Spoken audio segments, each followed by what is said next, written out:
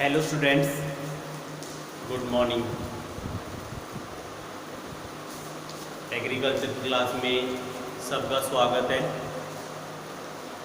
दो वीडियो में अपन ने एग्रीकल्चर के बारे में चर्चा की और उसकी कुछ ब्रांचेज, कुछ शाखाओं के बारे में अपन ने पढ़ा। उसके बाद अपन ने भारतीय कृषि का महत्व पढ़ा कि भारतीय कृषि का महत्व क्या है। आज अपन पढ़ेंगे भारतीय कृषि का इतिहास पढ़ेंगे। क्या पढ़ेंगे बेटाओ? भारतीय कृषि का इतिहास। भारत की लगभग 70% जनसंख्या किस पे आधारित है? कृषि पे आधारित है। देखो, भारत की लगभग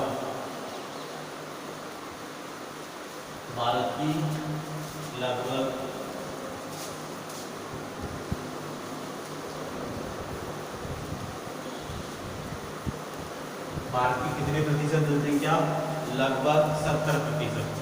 हमारे देश में से जो भारत की लगभग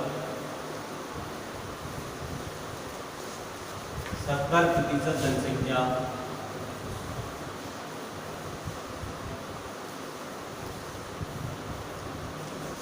कृषि पे आधारित है,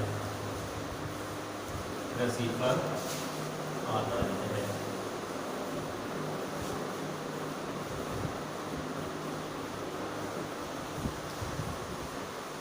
भारत की लगभग कितने प्रतिशत जनसंख्या?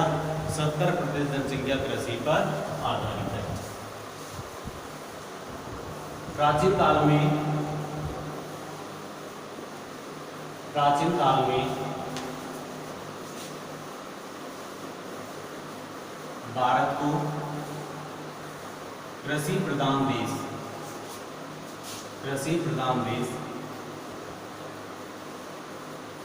कहा जाता था। क्या कहा जाता था? कृषि प्रधान देश कहा जाता था। कब? प्राचीन काल में भारत को क्या कहा जाता था? कृषि प्रधान देश कहा जाता था। खाद्य कृषि संगठन यानी संगठन था कौन सा? खाद्य कृषि संगठन। इसके डॉक्टर रह चुके डॉक्टर के.एल. मेहरा ने सरस्वती नदी के किनारे शोध किया और कहा कि भारत में पहले तो फसलों को एक साथ उगाया जाता था। खाद्य कृषि संगठन के डॉक्टर रह चुके के.एल. मेहरा ने के.एल. मेहरा ने सरस्वती नदी के किनारे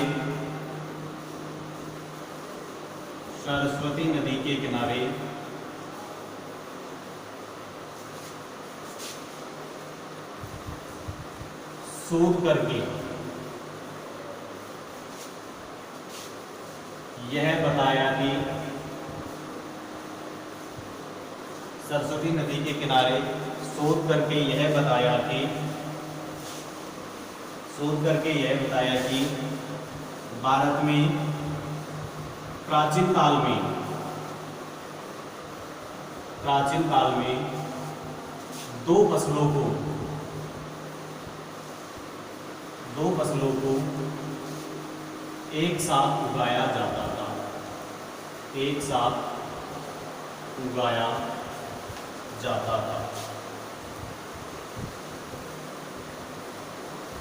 भारत में प्राचीन काल में दो फसलों का किया जाता था, एक साथ उगाया जा रहा था।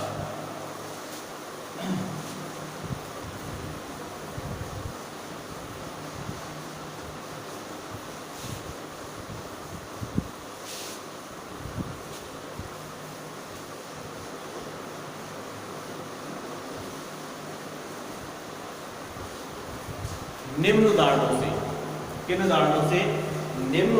से प्राचीन काल में, देखो इसमें निम्न उदाहरणों से प्राचीन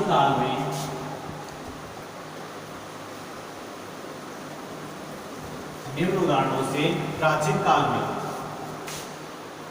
भारत में यानी प्राचीन काल में भारत में उन्नत कृषि ज्ञान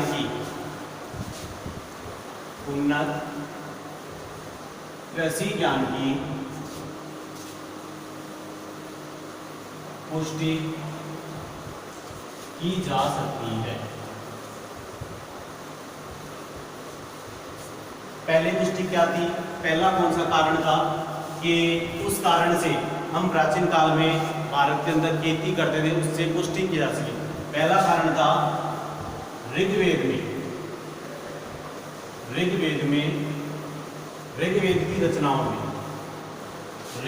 की रचनाओं में पर्यावरण,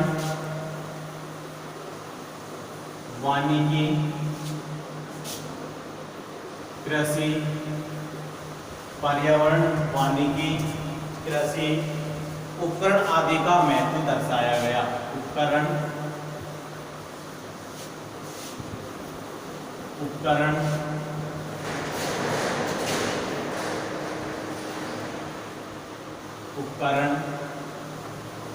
आदि का महत्व दर्शाया गया। क्लियर? यानी ऋग्वेद की जो रचनाएं थी उनमें पर्यावरण है, वानिकी है, कृषि उपकरण है आदि का क्या दिया गया? महत्व दर्शाया गया। दूसरा कौन सा था? अर्थशास्त्र। कौन सा था? अर्थशास्त्र। दूसरा था बेटाओ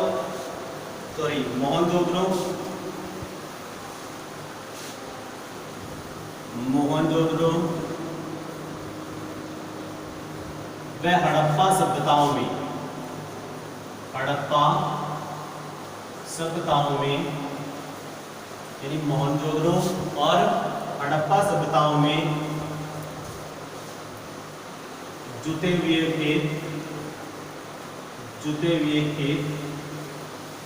देसी हल,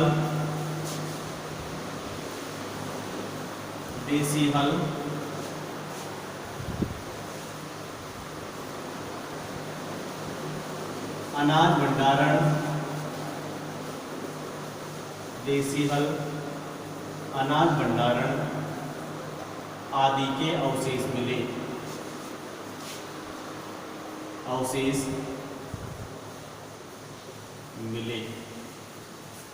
तीसरा पॉइंट था कौन सा?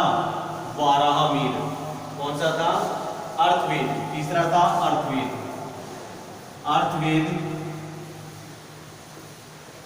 में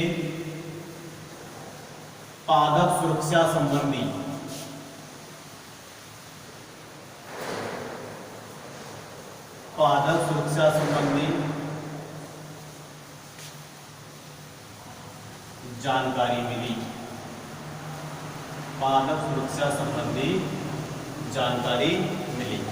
तीन कारण हो गए। एक तो ऋग्वेद की रचनाओं में पर्यावरण, वानिकी, कृषि उपकरण आदि का महत्व दर्शाया गया। दूसरा मोहनजोदड़ो हड़प्पा सभ्यताओं में जुते हुए खेत, देसी हल, अनाज भंडारण आदि के अवशेष मिले। और तीसरा कारण था अर्थवेद में पादप सुरक्षा संबंधी जानकारी हमें मिली। चौथा कारण पढ़ेंगे अपन कि चौथा कारण क्या था। चौथा कारण क्या था? एक वाराहमीर था, वाराहमीर ग्रंथ। और था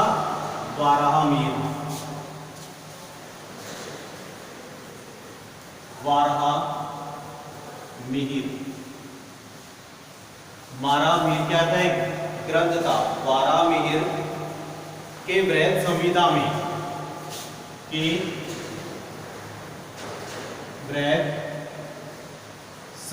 में वाराहमीर के बृहद संहिता में मृदा वर्गीकरण,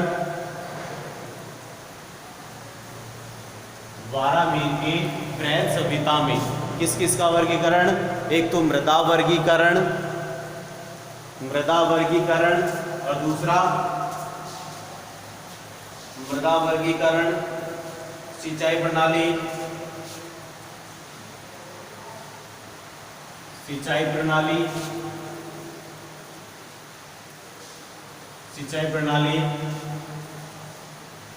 कृषि उपकरण